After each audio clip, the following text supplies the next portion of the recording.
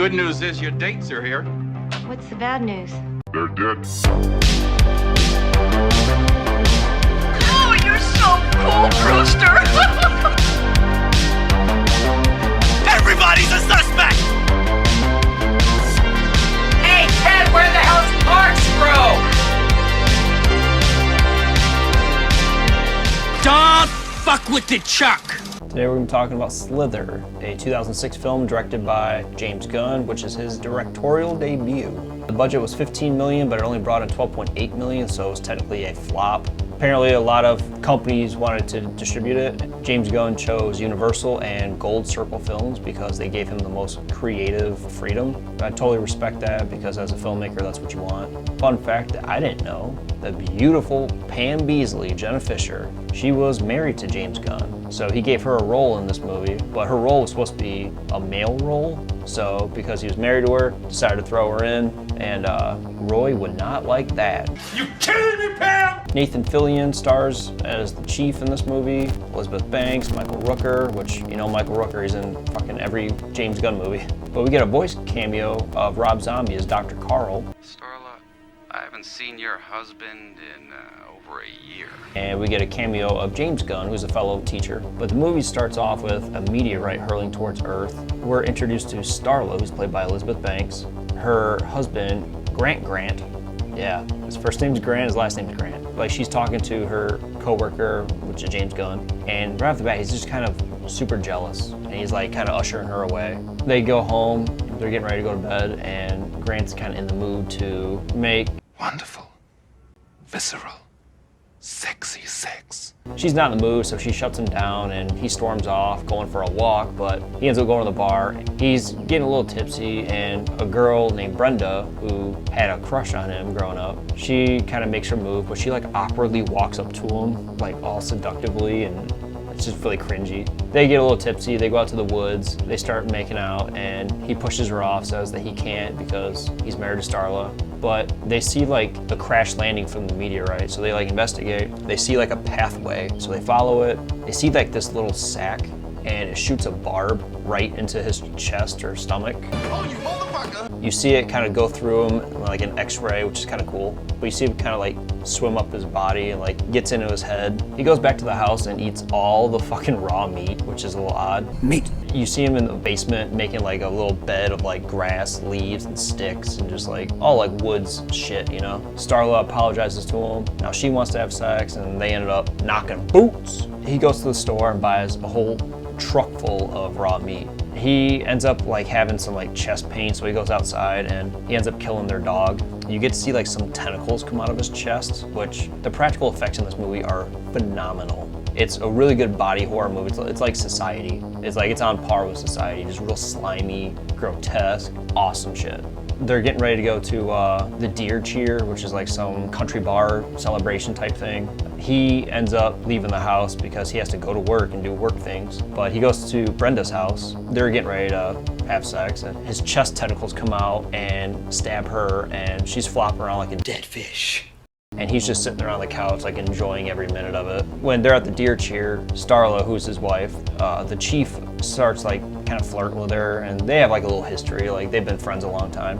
But he starts like hitting on her a little bit. Grant goes home and sees that there's like these tumors and like contusions and shit like all over him, and boils or whatever. He looks really gross. Grant is taking all the meat from the basement and like all the dead animals and shit and taking it to the crash site, which is like this giant barn. He's got Brenda all tied up and chained up, but he's feeding her all this like raw meat and shit. The chief shows up and starts talking to Starla about the disappearance of Brenda and how people saw Grant go in her house that night. She's very dismissive about it. Well, it must be someone that looks like Grant. But Starla ends up going to the basement and sees like all the dead animals and shit. She tries calling the chief back and says like, hey, you need to get over here. But Grant shows up at the house and attacks Starla. His tentacles come out of his chest.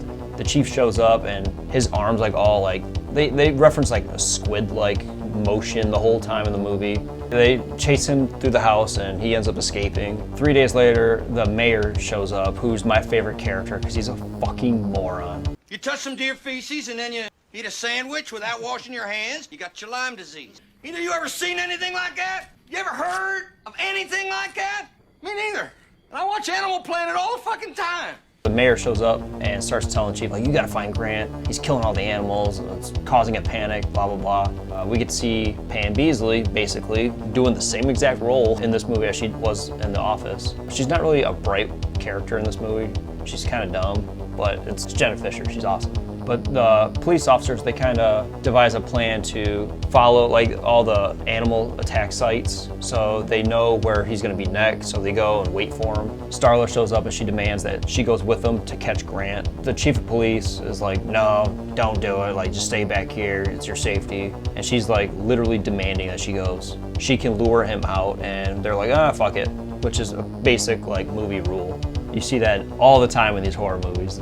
They start arming up, they go to this field, it's like a stakeout, and they see Grant in like full squid form, like walking through the field, killing a cow. They go up to him and she's kind of like luring him in. Marriage is a sacred bond, like I love you, come back home, blah, blah, blah. All the police force starts like surrounding him and he ends up leaving and it's some redneck dude. And this is the VHS rewind. He starts talking shit to Grant and he like tentacle slaps him and it splits him right down the middle. So fucking sweet. And like I said, the practical effects in the movie rock. The CGI, not so much, but I'm pro practical effects all day. Put that shit in every horror movie. That's how it should be. They find this barn where Brenda's tied up. The chief and one of the police officers, Wally, they rock, paper, scissors to see who goes in first. Wally wins with the slyest W. They're rock, paper, scissors, and he throws rock, and it like delayed scissors. You suck.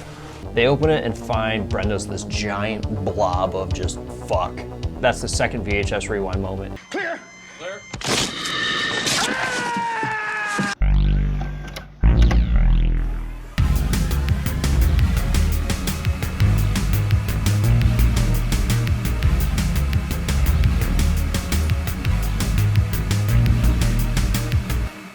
The slugs start literally tearing her apart, and it's just so funny the way she's like, these little fuckers are tearing me apart, and she explodes and the slugs go everywhere. It's basically a remake of Night of the Creeps, if you've ever seen Night of the Creeps, which is a fantastic movie. So as Brenda explodes, the slugs go everywhere. They start attacking all the police officers and it gets in their mouths and quite a few of them get infected, so now they're zombies. The chief covers his mouth and Starla, so they're not infected. But the slugs kind of go everywhere and it goes to this nearby house and there's a girl in a bathtub named Kylie. It gets in the bathtub, it attacks her and it gets in her mouth. We get to see like this POV shot of the slugs on other planets killing all the animals and killing everything. And we get to see a POV of, through Grant's eyes, of him leading up to getting infected and making love to his wife and all that shit. And it's a cool effect, but I don't find it necessary personally. I might be picky about it, but Kylie ends up taking the slug out of her mouth and she burns it with like a curling iron or a hair straightener or something. Wally wakes up. He's talking to Starla as he's Grant. So Grant's the host and he's controlling all the other ones. He's conveying the messages saying, you know, you swore you'd love me, marriage is a sacred bond, and this and that. Starla ends up blowing Wally's head clean off with a shotgun, point blank range, and it's one of the coolest scenes in this movie. Starla and the mayor end up taking off through the woods. The chief is running through the woods in a separate direction and he meets Kylie. She's being attacked by her whole family who got infected. So she locks herself in a car. The chief shows up, saves the day pretty much. Now the whole town's like after him. So they take off and the chief ends up hitting a zombie, knocking him like 50 feet. And Starla takes this like big metal pole and stabs him in the mouth and kind of like swirls it around like she's churning butter. He ends up calling Jenna Fisher, who's Shelby in the movie. And there's a good like comedic relief saying that your mom called, she needs you to fix the toilet because when you came over Sunday, you clogged it or something. And the chief likes Starla, so like as this is going on, he's just kind of like, like really awkward. I don't know, it's just a good comedic moment. Kylie ends up telling the gang about what she saw when it got in her mouth and how it went from planet to planet and how she saw everything through Grant. They end up getting T-boned. Starla gets taken, Mayor gets taken. So they get taken to Starla's house. The police chief and Kylie, they end up going to the police station to kind of get more weapons and arm up. In a scene straight out of Society, like they're all coming together and blending as one. Like all these zombies are just going to Grant and because he's the host and he's just getting bigger and bigger. She ends up arming up with a really sharp, pointy end of a hairbrush. What? She ends up being sweet to Grant and makes him feel vulnerable. So she gets real close to him and she stabs him with the pointy end of her hairbrush. And he's like flinging her across the room with his tentacles. Police chief shows up. He's got the grenade and he's getting whipped around as well, and the grenade's being tossed everywhere. Shit! And he picks it up and he gets flung out through the wall. He knocks over the grill. The propane starts leaking. But his grenade rolls in the pool and his face is fucking priceless. And he sees more zombies coming in.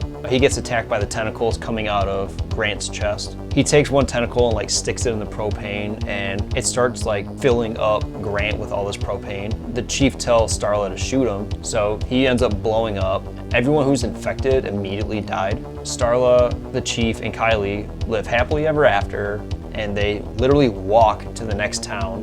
That's how the movie ends. Out of 5 slugs, I'd give it 3. When I first saw it back in the day, I was not a fan. But I was very young and I didn't really understand like shit movies, like shit horror movies are awesome. Coming back, rewatching it now, fucking love it. The strong points are the great practical effects. It's got great deaths in the movie and the mayor. Cocksucker! Some of the weak parts of the movie are definitely unlikable characters. I don't know, they just all kind of suck. Yeah, it's been my review for Slither. We're going into Friday the 13th next. Don't forget to like, subscribe, and until then, see you later.